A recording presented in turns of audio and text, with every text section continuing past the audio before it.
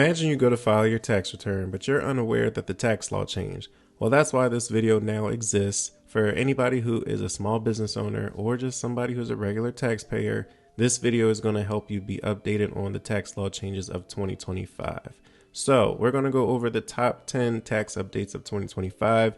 Obviously, there's more than 10 updates, but this is just a quick little video for you guys to be able to be updated on what's going on with the tax law and how you can prepare on filing your taxes in 2025. So let's get straight into it. Also, I should add that I'm not a CPA, but you don't have to be a CPA to be updated on the tax law.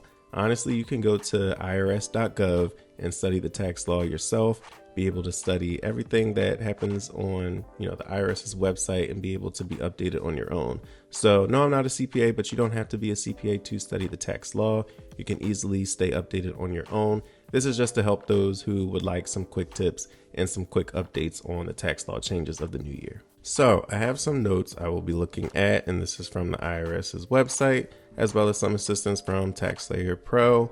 So one of the biggest things that we are going to cover is the updates on tax laws for business owners and also regular taxpayers. So section 1, or number 1, we're going to go over the tax legislation overview. So this is probably the one I wanted to start off with because this is going to hopefully make you breathe, because whenever you hear tax law updates, it may be like, all right, what changed now? But there really weren't any big differences from last year. So there really weren't any new federal tax bills for 2024. So this was actually the first time since 2016 when there were no new federal tax bills that were passed. So breathe. Honestly, that is a great thing because that doesn't mean you have to overlook the tax law updates, but there aren't too many big differences this year than it was last tax year.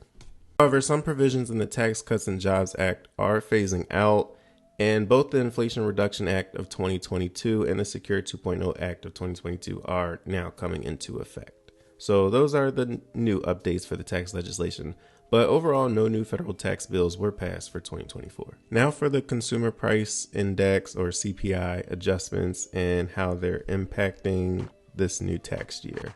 So the inflation adjustments for 2024 include changes to the standard deduction, tax brackets, the child tax credit, and earned income tax credit. So with an average of 3.5% income rise in 2024, taxpayers might see a minor reduction in tax liabilities, which is good.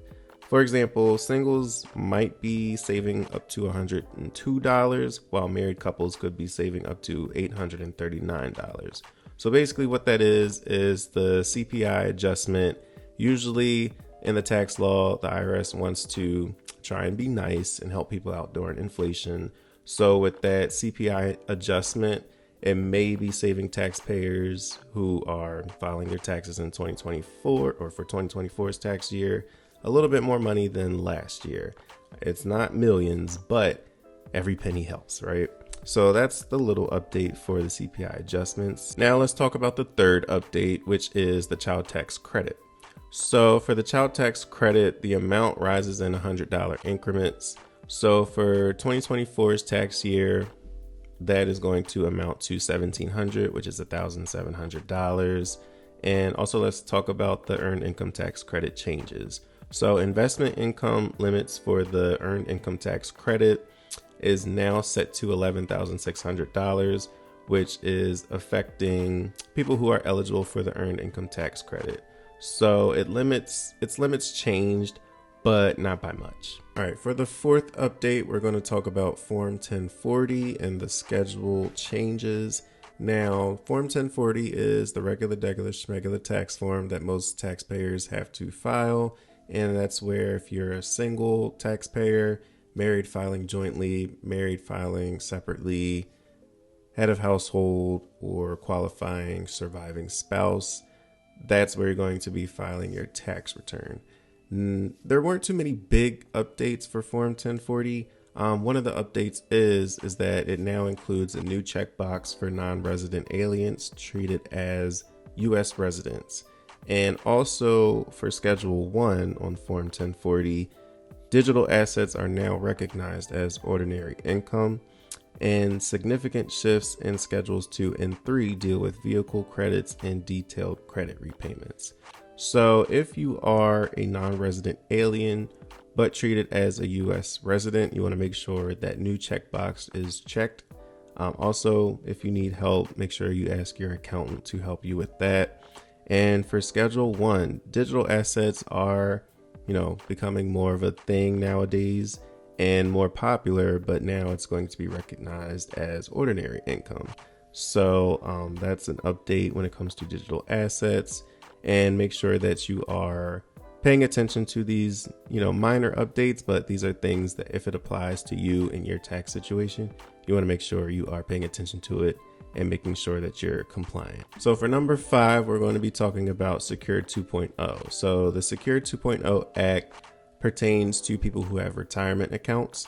So in 2025, Secure 2.0 will be bringing reduced penalties for missing required minimum distributions, or RMDs for short, and also new options to roll over unused 529 plan funds into a Roth IRA.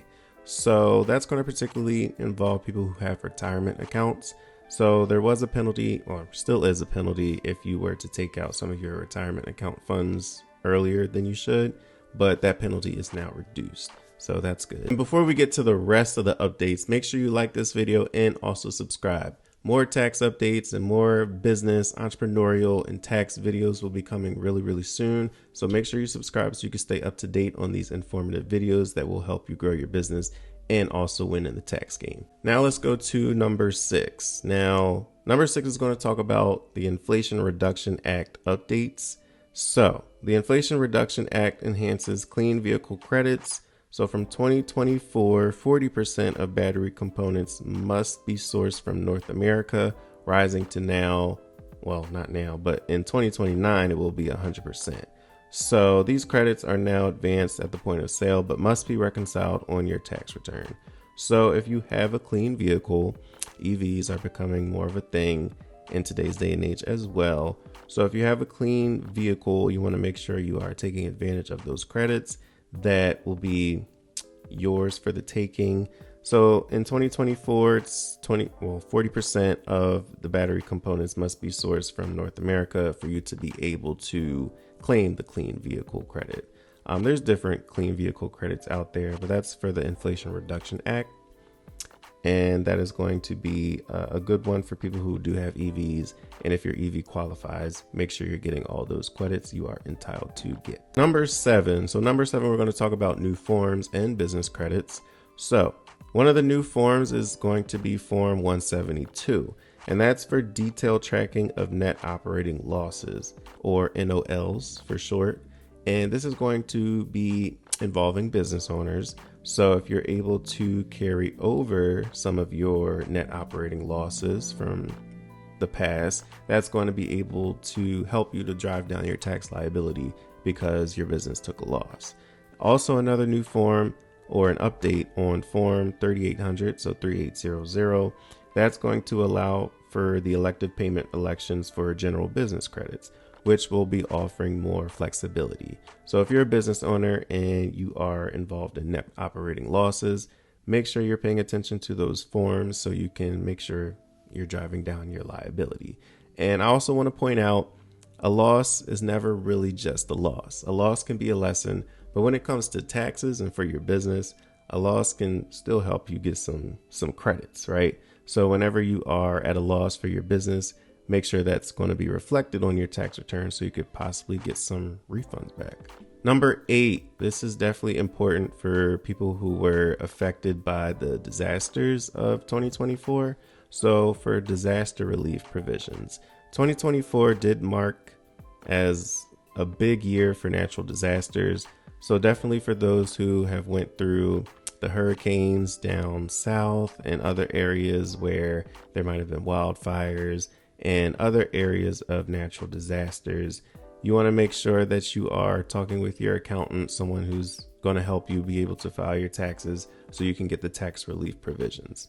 So the tax relief provisions extend deadlines for affected areas where normally the tax due date is April 15th, but it's going to be extended for people who were affected by natural disasters.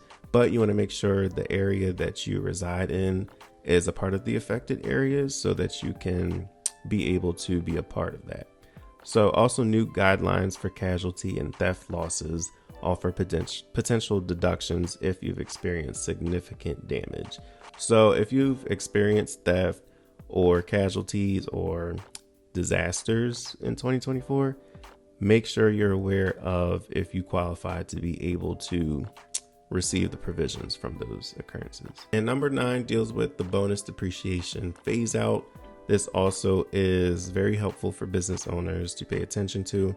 So the Tax Cuts and Jobs Act's bonus depreciation allows businesses to deduct a large percentage of asset purchases, but it may be set to expire at the end of 2025. So you want to start planning on how this could affect your business investments.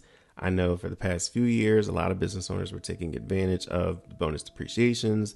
They were buying, luxury big cars like G-Wagons, putting it in their business name and being able to get the bonus depreciation so they can practically pay no taxes or very little taxes.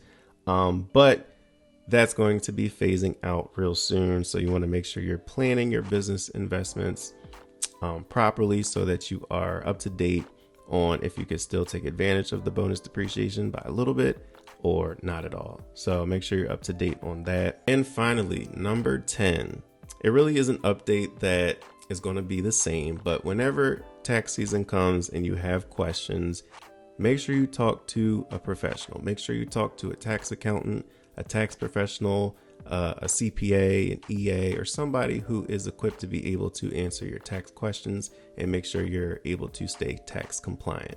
So my accounting firm, D. Howard & Associates, LLC, provides free consultations for anybody who may have some tax questions. If you would like some more updates on the recent tax law changes or have some questions, you can click the link in the description and we can talk on a phone or a video call and be able to answer all of your questions.